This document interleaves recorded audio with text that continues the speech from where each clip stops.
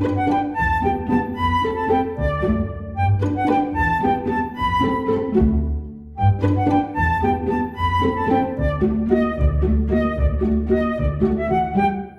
it's a hectic afternoon for Helen and Harry as they find themselves busy with unexpected preparations for a dinner with her brother Terrance.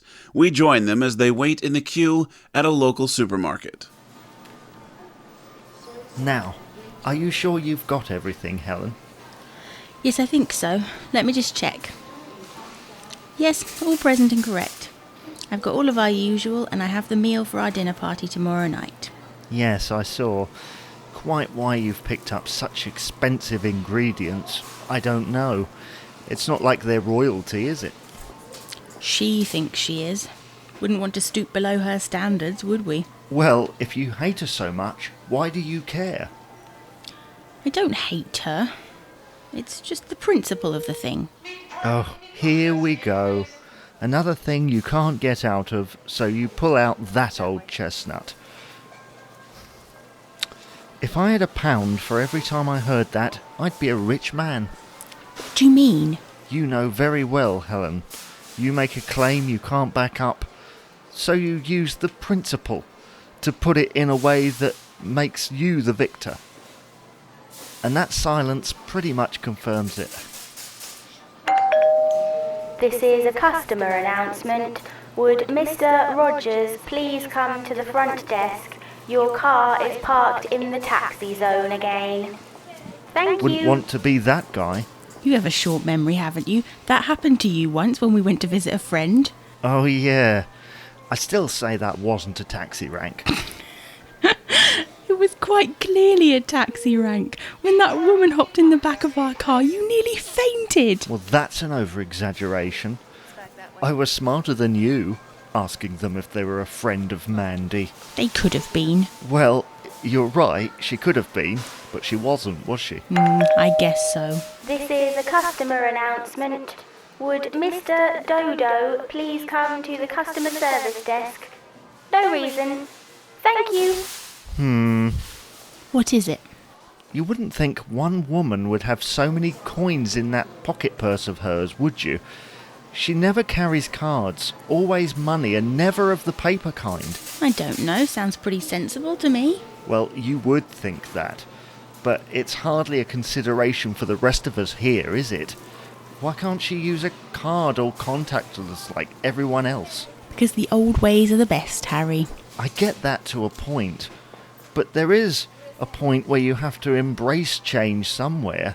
Like, for example, I don't really understand why we're stood here right now. Well, we're waiting to pay, aren't we? No, I mean, I don't understand why we're standing here when there's a perfectly good self-service checkout over there just waiting for us. It's not as though we're overloaded with items, is it? You know how I feel about technology. I know, but how many conversations can you really get from a spotty 18-year-old with a second-hand uniform? It's not about the conversation. It's the principle of the thing. Oh, there you go again. Seriously, there is a proper reason for preferring people to a machine on this occasion. And what's that? Well, at least with a person, they can see what I'm doing. They know what's in my bagging area. Helen, you are awful.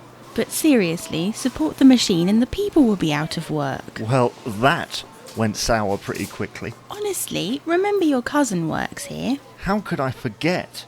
Every Christmas everyone crowds around him because they're wanting access to his staff discount.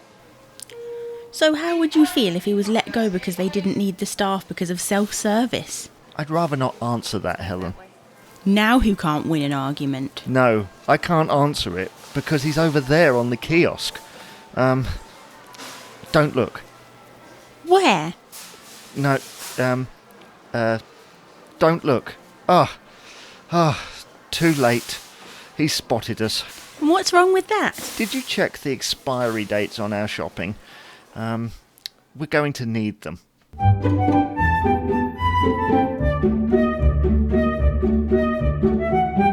don't know what you dislike about Simon. I thought he was rather charming. Well, he is when he's on the shop floor. Wait till he's out of it. I'd like to. Maybe we can invite him to dinner sometime. As long as you promise to tone down your preparation. I feel like I've taken out a mortgage just buying this lot. My heart's going 20 to the dozen, and it's only about 24 hours until they arrive. Wouldn't need to spend too much on Simon. And why not? He is my family. Because I'm sure he'll let us use his discount, don't you think? Right. That's the shopping all put away. I don't know about you, but I could really go for dinner right now. We'll have to get a takeaway somewhere, Harry. We can't use the oven right now. There's not something wrong with it, is there? I've been curious about that red light for a while. It's always blinking at me when I'm having my toast. No, there's nothing wrong. I'm just using it to pre-cook something for tomorrow night. I see. I guess that sounds fair, but surely you can use it when it's done. I know you're sometimes a light eater, Harry, but even you couldn't last 4 hours. 4 hours? I know I've already said this, but is all this effort really necessary? I mean, I know he's your brother, but there is such a thing as overdoing it. Overdoing it? We had expensive steaks from the butcher's when your brother came to visit, didn't we? Yeah, but I hadn't seen him in 5 years and he travelled from the States. We could hardly feed him wartime-sized rations from the discount counter, could we? I guess not. But you're still wrong. Why? Well, it's the principle of the thing. Oh, jeez. Here we go again. No, seriously. I think we should be able to treat our guests whether they come from America or 5 miles up the road. Well, I guess you're right on that one. Good. So after the dinner is done tomorrow, we can look to Simon coming at a future time. Maybe next week. What do you say? I say Chinese or Indian. I'm starving.